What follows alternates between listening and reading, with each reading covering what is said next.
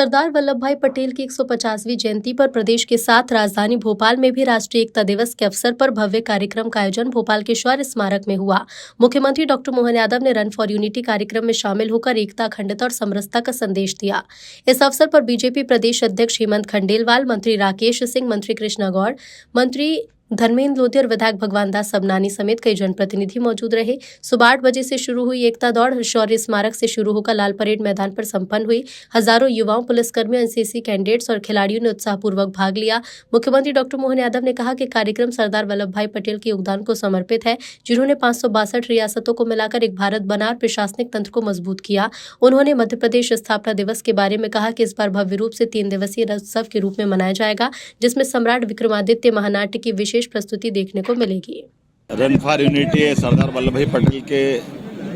भारत के प्रति किए गए योगदान को समर्पित ये कार्यक्रम में मेरे साथ आज कार्यक्रम में मौजूद माननीय मंत्री श्रीमान राकेश सिंह जी, माननीय मंत्री धर्मेंद्र लोधी जी, माननीय मंत्री श्रीमती कृष्णा गौड़ जी, हमारे यशस्वी अध्यक्ष श्रीमान हेमंत खंडेलवाल जी और हम सब ने मिलकर यशस्वी प्रधानमंत्री ने ये जो हमारे सरदार वल्लभ भाई पटेल के अतीत के किए गए वो आज़ादी के समय के अद्भुत काम को स्मरण कराने का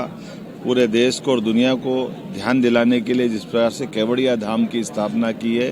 और सरदार वल्लभ भाई पटेल ने वाकई अद्भुत काम किया, जिनके कारण से ये जो हमारी भारतीय प्रशासनिक सेवा की इकाई खड़ी हुई, जिसके आधार पर IAS, IPS से लेकर सभी प्रकार के अधिकारियों ने पूरे देश की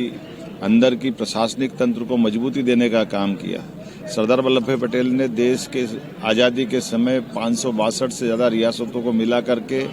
एक भारत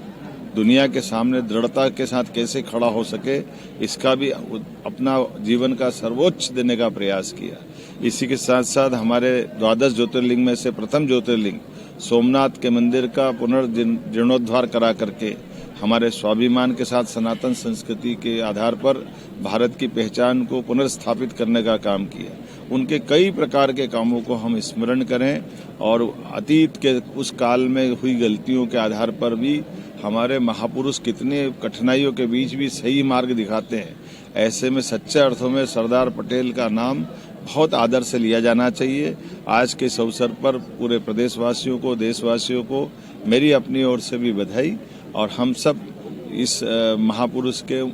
खास करके उनके लिए बनाए गए इस पवित्र तीर्थ केवड़िया धाम को भी जरूर जाना चाहिए। हमारा प्रयास रहेगा हमारी सरकार के माध्यम से भी कि हम सब जाएं। मध्य प्रदेश सरकार की ओर से मैं स्वयं 11 तारीख को वहां अपने दलों के साथ हमारे निर्धारित कार्यक्रमों के आधार पर अपनी विनम्र श्रद्धांजलि अर्पित करने जाऊंगा। मेरी अपनी ओर से इस पूरे आयोजन के लिए बधाई। मध्य प्रदेश की स्थापना दिवस और मध्य प्रदेश की स्थापना दिवस के साथ के सारे कामों के लिए जितने प्रकार से मेरी अपनी ओर से बधाई और खास करके आपकी हमने उस कार्यक्रम को और बढ़ा के 3 दिन का कार्यक्रम करने का प्रयास किया है और जैसा कि बताया गया सम्राट विक्रमादित्य का महानाट्य ये अतीत के 2000 साल पुराने एक ऐसे महापुरुष को सामने लाने का प्रयास है जो लोगों के दिलों पे राज करते हैं। विक्रमादित्य नाम बोलते ही लोगों का हृदय एकदम स्पंदित हो जाता है, आनंदित हो जाता है और विक्रमादित्य एक व्यक्ति के अंदर कितने सद्गुण हो सकते हैं उसका सर्वोच्च प्रतिमान है, जिसके आधार पर वीरता, न्यायशीलता, दानशीलता,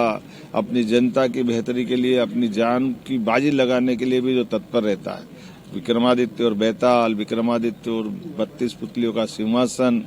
कई सारी घटनाओं को जोड़ करके महानाट्य के माध्यम से उस इतिहास को जीवंत करने का प्रयास मध्य प्रदेश सरकार के द्वारा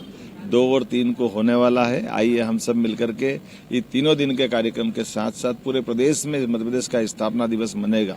और मध्य प्रदेश का स्थापना दिवस यशस्वी प्रधानमंत्री के आशीर्वाद से जब जीवन के सभी क्षेत्रों में सरकार सबकी कल्याणकारी योजनाओं के आधार पर आगे बढ़ रही है तो स्थापना दिवस भी उस गरिमा के अनुरूप होना चाहिए, इसलिए 3 दिवसीय करने की परंपरा प्रारंभ की है। मेरी अपनी ओर से सबको बधाई।